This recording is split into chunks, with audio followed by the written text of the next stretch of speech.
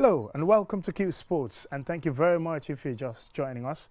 I am Momudu Gajaga, ready to take you through the world of sports, but we're going to start in the Gambia, and we're talking about women's football's advancement in the country, especially at the grassroots level. Also on the show, we're talking about a road race, 21-kilometer half marathon, and also when it comes to bicycle racing in Faraphanie. Also on the show, we are going to talk about the CAF Champions League and the Gambia Football Federation First Division League, which also got underway over the weekend at various grounds in the country, from the Independence Stadium to the Brikama Boxbar Mini Stadium and also other venues. This and many more on tonight's Qsports.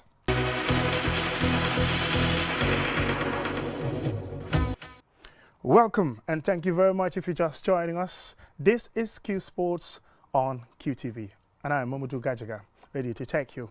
As I earlier on talked about is women's football special on this show. We have our guest in the studio, Faraphanie Aisha Malak, that we are going to talk to about how women's football is shaping up in the Gambia.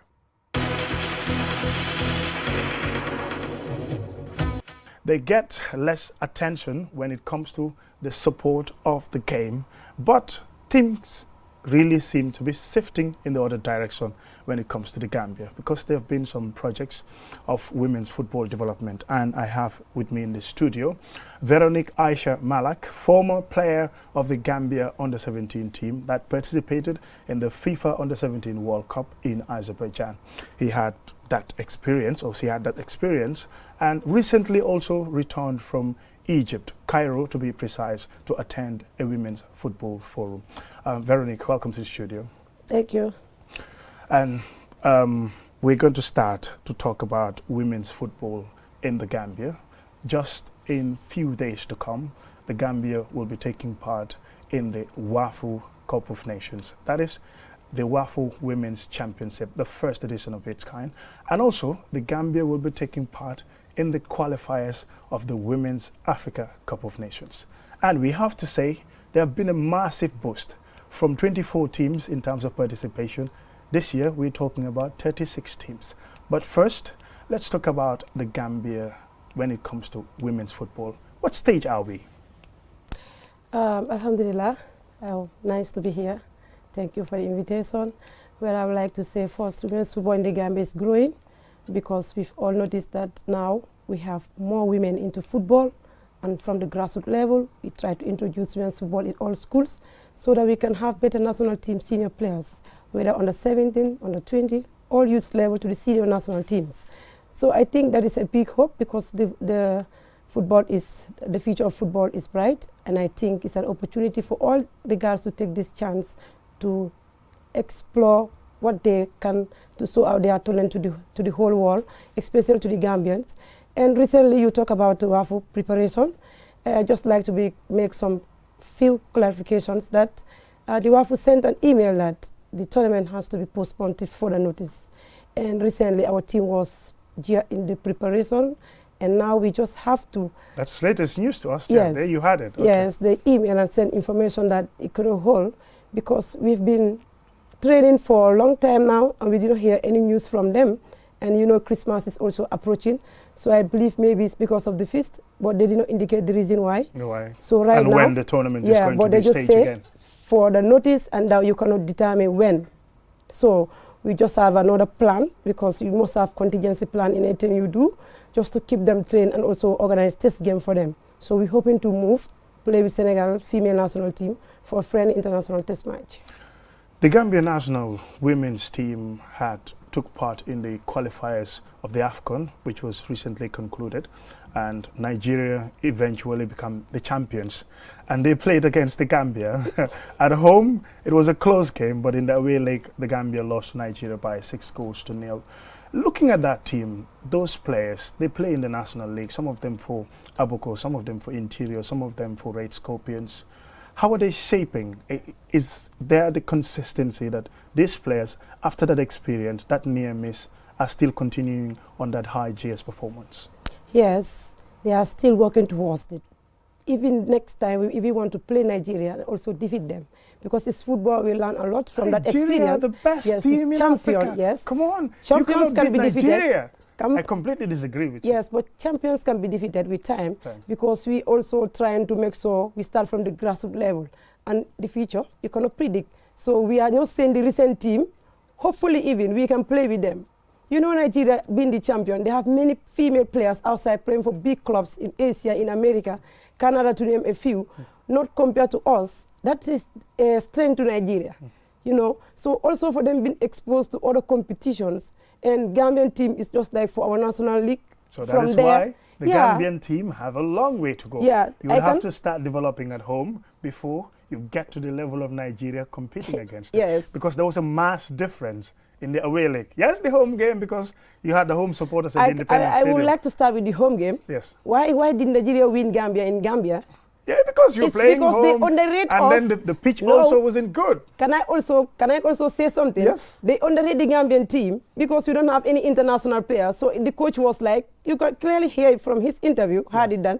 The Gambian team, like, I was not expecting this performance from them. I did not even bring all my outside players. The reason is because you underrate them. Now in Gambia, it was a draw, isn't it?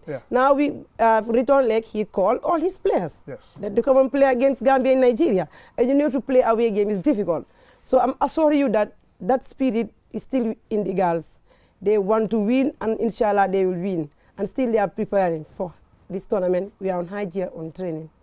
Now, you talk about women's football development at the grassroots. Just 2 months ago, I've been in Brikama, the Brikama Mini Stadium, where 12 schools took part in an activity called Women's Grassroots Football Development with the support from the German Olympic Federation, Monica Stapp, of course, the German football expert based in the Gambia. How is that program going on? Because in anything that you do, you need to have consistency. It's one thing to catch them young, that is to train the girls at the school's level, but do you have any assessment mechanism to see their level of progress, let's say in a year or 2 or in 5 years? Yes, as we plan, it's long term. We have a long term towards that. And consistency is very important in anything you do. So just recently, also on Saturday, we had one at Busubi Lower Basic School, where we have the festival with 65 kids. The pupils were there and they make it interesting for us. So you see, we just want this thing to be like every corner of the Gambia to have a taste of this grassroots football. And we have another plan. Next month, we are going to the rural areas. So we are not stopping in Greater Banjul area or West Coast region. We are going far to Basse, even Koina, to make sure the schools have introduction of what is grassroots football. And also there's this U7 aside tournament proposed by FIFA, CAF rather. So the Gambia will take part, and we have 8 schools that we identified already. And we are starting 1st February to 28 March 2020. So you see, this is a long-term project, and we believe Monica also is doing a lot because she's trying to teach and educate us.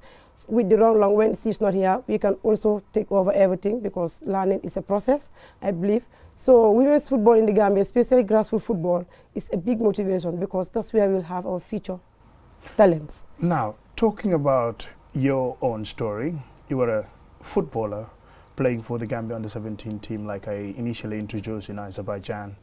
The experience wasn't such of a great thing when it comes to the results, but for the fact that you participated in that competition, you were in the same group with France, who were champions when it comes to women's football, USA, the best women's national team in the world, and Korea. Gambia conceded more than 20 goals in 3 matches. Tell us about the experience. I know it's a long way of 2012 to now, is 7 years ago. Yeah, it's a great motivation to play in the FIFA World Cup under-17 as a player. And a lot have been learned because like how you started, countries like America, France, we were in the toughest pool among all. So being the underdogs, because that was the first year also of exposure to the World Cup, it was not easy for us. And I would like to say it, we failed at home, not even going to the World Cup. In terms of preparation? Yes, preparation is zero. Because I believe if you compare the other countries, how they prepare towards World Cup, and the Gambian team is not incomparable. And during the qualification rounds, we did perform well. That's the reason why we qualified. Because countries like Sierra Leone, it's not new women's football in Africa. Tunisia of all people. They have finance, they have resources. So if you are able to make sure we drop those two countries, and for Gambia to go for the first time, for me, we won the World Cup. Yes. Yeah, so interesting experience. And since then, you retired from football and you went on to do a coaching day license, and also you progress to get to university and get your degree in management. What a progress. Congratulations. Thank you. Yeah, I believe like football is not always kicking the ball in the field. The football activities are vague. You can be like administrator, you can be a referee, you can just choose your director, even sport journalists. Those are the people we need in women's football as far as we are women.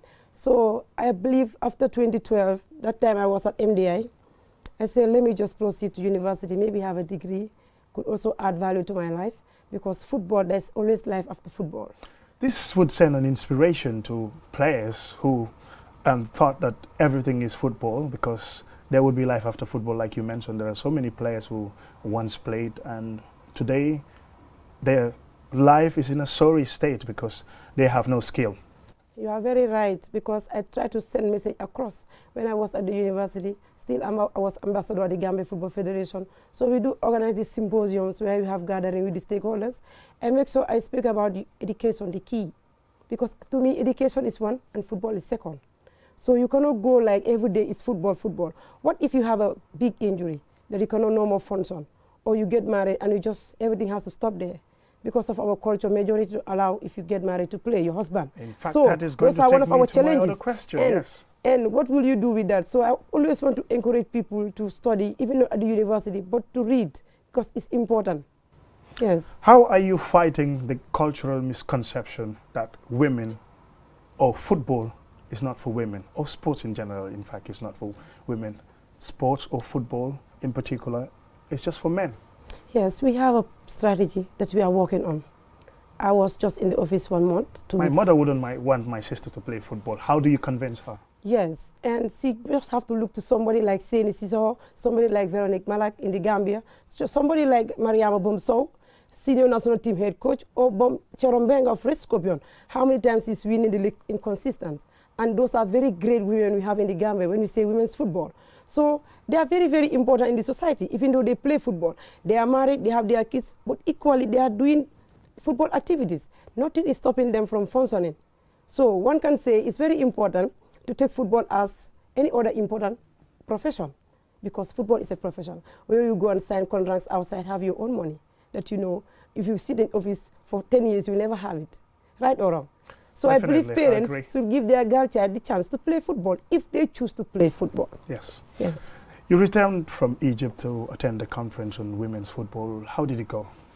It was a great experience for me personally and the Gambia entirely, for the first time to have a women's football administrator, because this is new, and also want to take this opportunity to thank FIFA for organizing such initiative, because the purpose was, the objective of the course was to inform, to educate, and as well increase the number of managerial experts in the women's football, in all MAs, member associations. So you see, going down to Cairo, meeting different people from different sides of Africa, and they talk about their source of income, how they organize women's football. I learned a lot as compared to my country, Gambia. But you see, Gambia, we are blessed. That one is always, anywhere you go, Gambian people are blessed, because if you compare what we have and others, it's a big difference. A big difference, and I'm afraid, Veronique Aisha Malak, that's where we are going to draw the curtains. And thank you very much for coming to Qsports. We really appreciate your coming, and wish Gambian women's football all the best of luck. Thank you. Thank you. Also on the Qsports, the 9th edition of the Faraphanie Annual Marathon got underway over the weekend at the Faraphanie Roads. I was there to talk to athletes.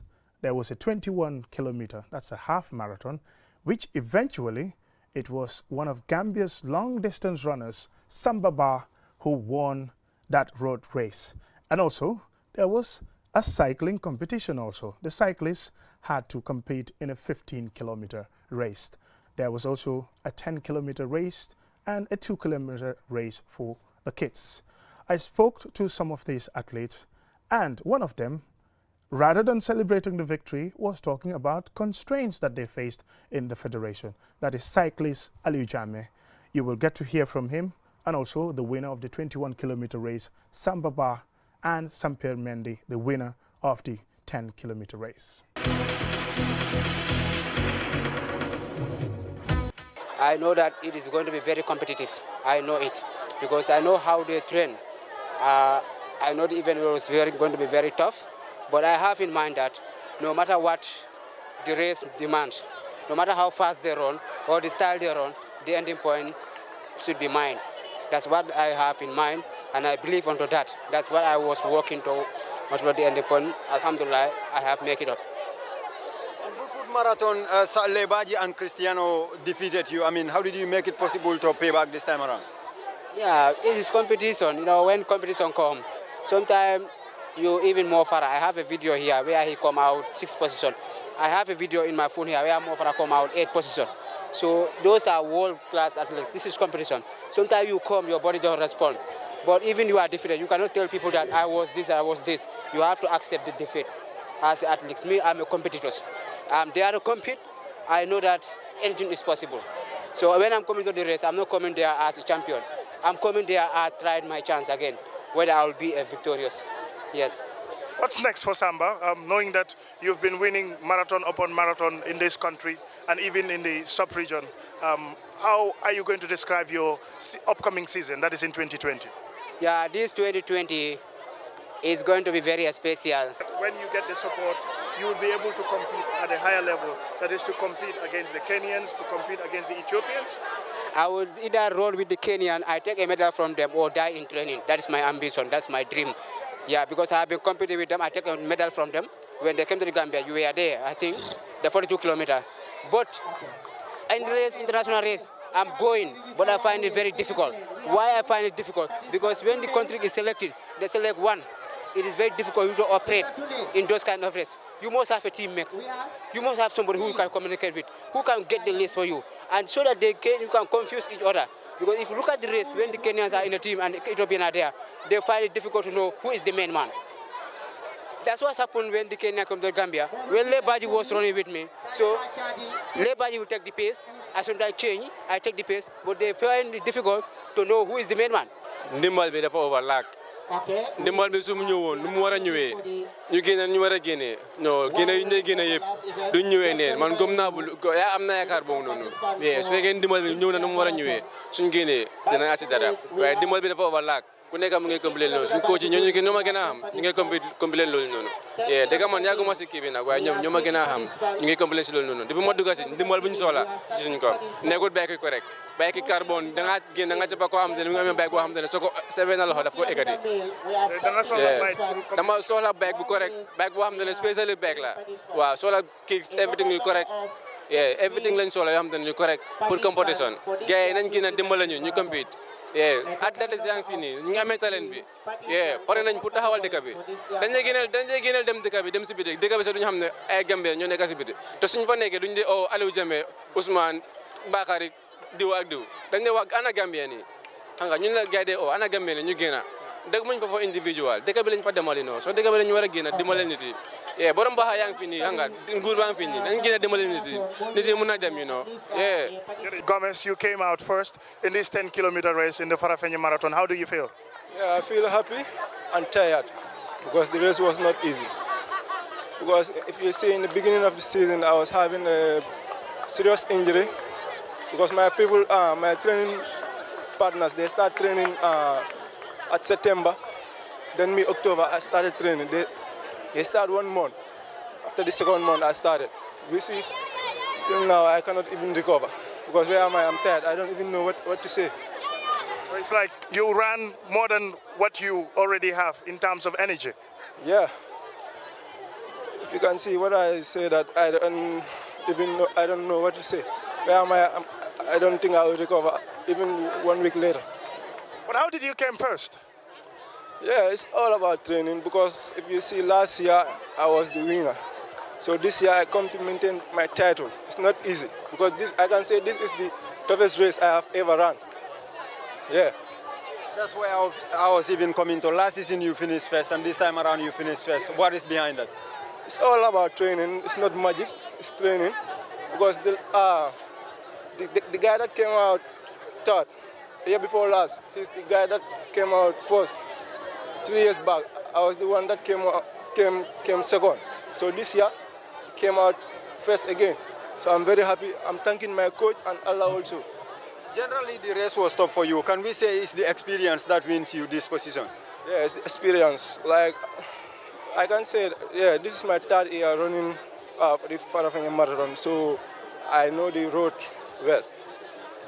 I thank the Almighty God, and I start with Bismillah. I want to end it with Alhamdulillah, because this is my first competition for 2019-2020. Yeah. And what's your expectation? How do you expect 2020 to go for you? To be the champion of 2020. Yeah, that's my target. Coming into the race, where are you expecting to finish first? Yeah, because I was trained for it. Yeah, I was well prepared. It's not a surprise to me because I have trained for it. Since 1st September, I was training. Yeah. You've won several marathons. I mean, what are you looking forward to? I want to be like Dibawa. She's my role model. I am Gam Dibawa. Yeah. I want to be like champion like her, like Chileans, marathon runners. Yeah. That's my dream and my target. And do you think that dream is achievable? Yeah. That's my aim, yeah. Super excited. It's been a fun day. We started well, as you said, 9th edition. You can see the atmosphere is just fantastic. We cannot ask for anything more than what we've got here tonight. The people have come out to support like they always do every year. It's getting bigger. We had a fantastic high table tonight, and I couldn't be so proud of the team on the ground. I'm lost for words as to how we are progressing with this marathon. It's been growing from strength to strength, but that's because of the team that's on the ground. The hard work that they put in it is just amazing. It's just amazing. And what's the impact of the marathon on the people and the community? You can see it yourself. People are happy, and that's what it is. They're coming out to have fun, and that's the message we're trying to send out there. We are attracting more new people. We are attracting new partners across the spectrum. That is important for us. We attracted new sponsors this year as well. But the most important thing is the people of Faraphanie are happy. They are appreciating what we're trying to do for the town. It's the health sector. It's a massive, massive ask. But we can only do the little that we're doing just to complement the efforts of everybody else. There has to be any comparison. I mean, how would you balance this year's marathon to the previous ones? The passion is growing. People are passionate, and you can see that in them. The athletes are coming out more. We had more athletes this year than the previous years. But also our partners are recognizing what we're doing, and they want to put their money where their mouth is, because they know we are transparent. That is the most important thing of what we are doing. Our association, the folks that are on the ground, the Yayobs, Malangs and Jatas and Sirifos, I can't name them all. The girls, Amidam Fas and Fat Champs, it's amazing. So what we had last year was great. What we have this year is fantastic. So and then what we intend to have next year will be excellent. So we are going to be taking it to the next level. Now we are going to talk about the Gambia Football Federation's First Division League, which was taking center stage on Saturday and also on Sunday. On Saturday in Brikama, it was the turn of the champions, Brikama United, who played against Tellingding United. And the results didn't go down well with the coach of the Brikama United, because it ended in a 2-2 draw. And Tellingding United were the first to score 2 goals in the first half before Brikama replied in the second half. In the other matches in the First Division League, it was Walidan who beat Banjul United by 1-0. Also, Gamtel won by 2-1 against Marimo. Then Wa Banjul also won by 1-0 against BK Milan. Brikama United, like I earlier said, 2-2 against Tellingding United. Ports Authority were humbled by Hawks 2-0. Armed Forces and Real de Banjul share the points 1-1 in the Gambia's First Division League. And finally on Qsports, we now look at the CAF Champions League results in the weekend, where TP Mazembe of DR Congo won away, and plus other results. That's all we have for you on tonight's Qsports, and thank you very much for watching. Keep on sporting until we come your way next week. Bye for now.